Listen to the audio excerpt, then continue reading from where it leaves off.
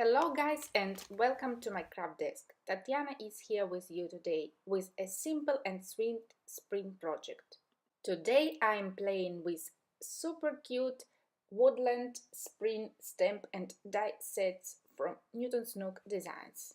Some of you ask me how I do my stamping when I use the coordinating dies, and here is an example for you.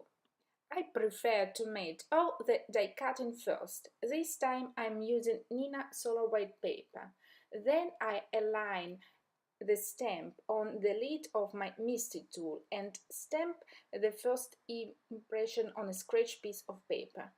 Next I align the negative part of the die cut and pop the positive die cut piece inside. I find that this method is much quicker for me, plus gives me the possibility to make multiple stamping in case I don't have good impression the first time. And it saves you lots of time if you have to work with multiple images. Today my choice was on hybrid black ink from MFT.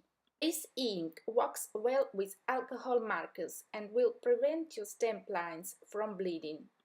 I stamped the cute sheep first. Next I took a die-cut circle and arranged welcome spring sentiments on top and some additional flowers on the bottom.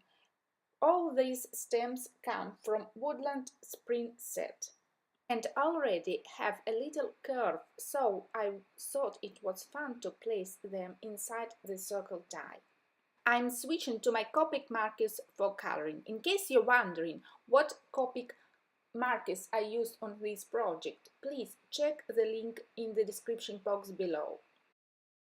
As always, you can find further details on my blog. I started my Copic coloring with yellow-green family. As usual, I used light, medium and dark markers for each color family. When I'm working on a super small areas, I usually use the darkest shade first and it a little with the medium tone and next come for the lightest shade. If I feel that the colors starts blending too much, I'm adding a little touches of the darkest shade, since I want to keep all the dimension I'm giving with coloring. Today I want to focus on a fun dotted technique that you can do with your Copic markers and that will leave your image with a little bit of fun texture. I chose the lightest warm grays for the sheep fur and first of all made a simple shading from the right side. Next I switched working on the other area because I want this first shading to dry well. I came back to the same area after a few minutes and started putting little dots with the darkest markers, which is W3 for me. I'm concentrating the dots made with the darkest shade, which is W3, dot the right part of the sheep. Next I'm coming with W1 marking and go a little further. Next I'm taking 00 marking and come further again.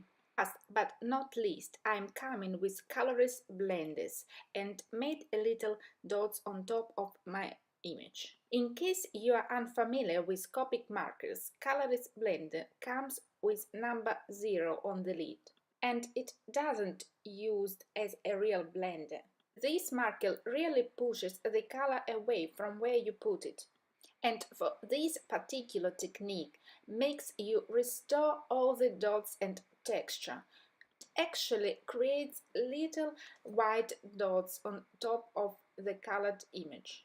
As you noticed, I've speeded up the coloring process 8 times because Copic coloring is not very fast and I'm a really slow colorist.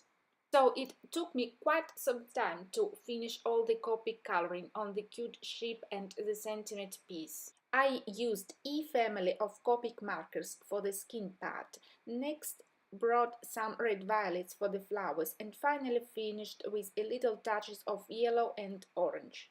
Hope this video gives you the idea on how I do my Copic coloring.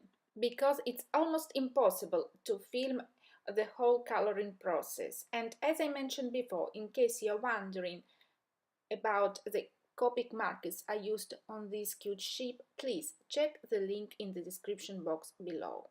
In this video, I really want to concentrate on another fun technique that you can do with your stencils.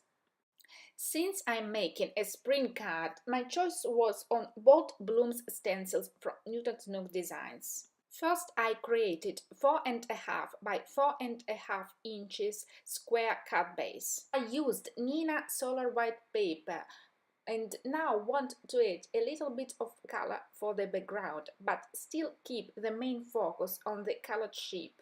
And so I decided to make a marbling technique through my stencil. I'm starting with a plain white embossing paste. It is a texture paste from Rangin in my case. I'm starting to place the embossing paste here and there, but sure to leave some blank spots for a moment. Next, you will need a colorful ink. Any type of ink you have on hand will do this trick. I'm using Distress Oxide Warm Lipstick ink on this project and start smooshing it on my craft mat. I'm mixing the ink with the embossing paste to achieve a customized color. Next, I'm using this new pink paste to fill all the gaps I left before on my stencil. These colorful touches will make pop the flower pattern, but still keep the whole card design quite soft and well balanced. Just be sure to tape well your paper and the stencil on the surface to prevent it from any shifting. I let air dry my stencil background very well before assembling the whole project. Once dried, the Distress Oxide ink changed color a little bit from the pink to yellowy orangey tones. So you definitely need to experiment with the inks you have on hand, but I still was very satisfied how it turned out. Finally, I'm assembling the whole project together. I die cut an additional scalloped circle from a yellow-green cardstock to match the color of the copy-colored leaves. And now I'm popping all the elements on a fontaine for a bit of fun dimension. I'm finishing this card with some extra little touches, such as clear shimmer pen. This particular one is from Spectrum Noir. And I'm also adding a few fun clear sparkling sequins here and there, glued to my project with multi-medium matte glue. I usually arrange all the sequins on my card first and then pick them with my tweezers and apply on the bottom part a little bit of glue directly from the bottle.